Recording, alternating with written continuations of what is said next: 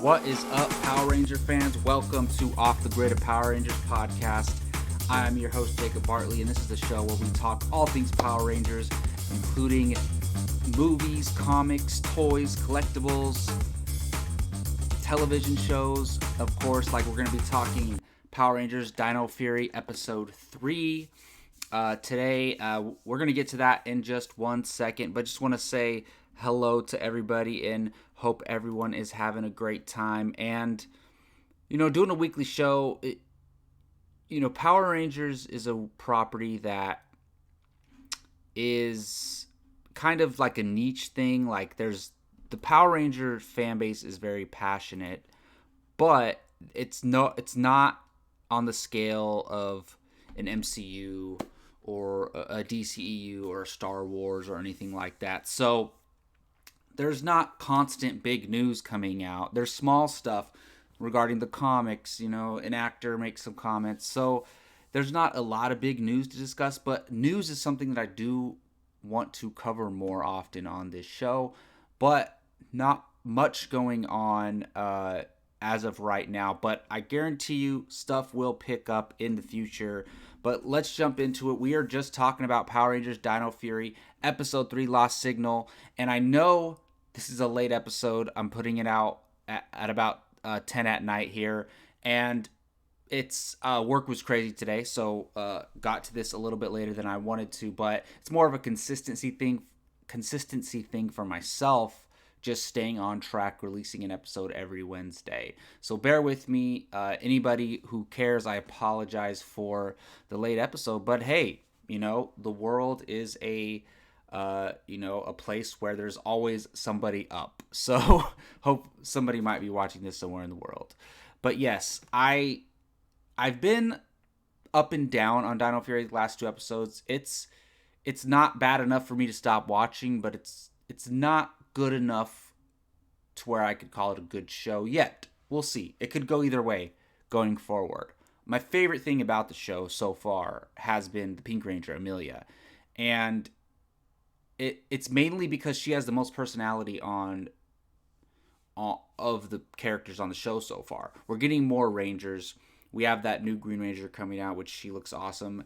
But as of right now, we've only had these 3. And if you asked me, how would you describe Ollie or Zato? I mean, nothing exciting about them.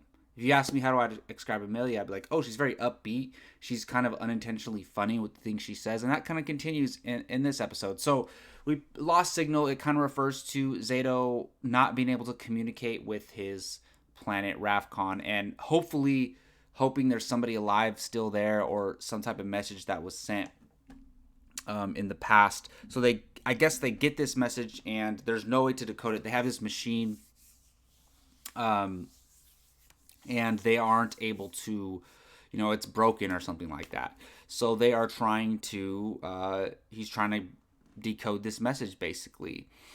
And it comes from deep space, and they think it could be from Ravcon, but they're not sure. That's when the machine breaks, and they got to figure out a way to, decode this message. So Amelia's like, let's go see a psychic, and Ollie's like, no, let's use science. So they go see the psychic, and it was a pretty funny moment. Basically, the psychic holds his hand with the message there and is like, somebody's trying to communicate with you, very obvious. And then Ollie pretends that him and Amelia are in love and asks the psychic to tell them their future. And once he does that, Amelia is like, okay, you were right, psychics are BS. And then we get to the town and we see J-Bot and the boss of Buzz Blast, Amelia's boss, leaving the psychic as well, and some silliness goes on. But one of the things that I took from this is, after the first episode, I was like, wow, there's no Bulk and Skull comedy that they're going for, which they did have in Beast Morphers, but there is, and it's J-Bot. It's the robot that the Buzz Blast boss created and is kind of following her around, and the way that it's being acted and the way that they have the character talk and the events that happen around the character, Very, very Bulk and Skull-esque. But hey, they're not making this show for a guy in his late 20s like me. They're making this show for kids. So you got to have some stuff like that. So we see the monster, Vipera, typical monster with a gimmick that can freeze people with the eyes. So this is the conflict that they're facing. They have to fight this monster but can't look directly at it. So some interesting things follow because of that. But one thing that I said from the beginning of I think it was the beginning of the second episode, because we didn't see much morphing in the first episode, is that I really like when they morph. And this is something I've always loved. I love the original morph. I love the in space morph. There's a bunch of cool ones. And when they morph, it's like the music's cool, the visuals are cool. But it's funny to me because they say different things. They say link to the morphing grid. And when Ollie and Amelia morph, it takes them like 60 seconds to morph, and they got to do all their poses. And then a little bit after that, Zato morphs, and he just says, link to the morphing grid, boom, and he morphs. So I don't know what the rules are with morphing when it comes to that, but I just thought that was pretty funny. And I always imagine that when they're doing these long morphs, like, oh, I gotta, punch the ground and stand up and twirl around, and then it comes over me. Like, if the monster could actually physically see them while they're doing this, or do they disappear to the morphing grid or whatever, who knows, the monster could just attack. I want one time to be like in the middle of a morph, the monster to hit one of them and be like, you took too long to morph, what are you doing? So that was pretty funny to me, and especially when you compare that to how fast Zato morphs a little bit later on in the episode. So they're trying to figure this out. And then Vipera, the monster, freezes everybody. They're broadcasting her powers, except Zato, and he's able to go fight her. He uses a blindfold and fights her. And there's one of these villains, Mucus, in the thumbnail of this video. And look, it's silly, right? But I kind of like the Mucus character. I like the voice, the voice acting for the character. And something so funny when Zato starts fighting Vipera, and Mucus goes, I'm out skis. And it's just like, out skis, like, that's just funny, that the way that they said that. This is the most we saw of the Zords, and I'm not too impressed, honestly. The T-Rex battle mode looks pretty cool, but when the other Zords came, the Pink and the Blue Ranger finally got their Zords, and it just looks, it's continuing that really bad CGI. Like, it looks like it's still from Mighty Morphin Power Rangers, the movie, where it looks like paint. I don't know. There's not like a... I just miss the originals where they kind of looked like toys. They kind of looked like they weren't CGI.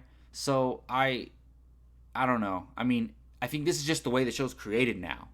But I'm hoping that going forward, because this is the last show where they're using the Super Sentai footage, as far as we know, to create the Zords. So I'm curious how Hasbro might change that going forward. So one thing I am curious, and I do like, is the boost keys, because we get to see them do different type of powers. So they tell the Zords to cut up some road. Amelia throws it at the big Vipera, and then the Blue Ranger uses one to collect it and go over her eyes, so then they can fight the monster. They get in the Megazord, they defeat the monster.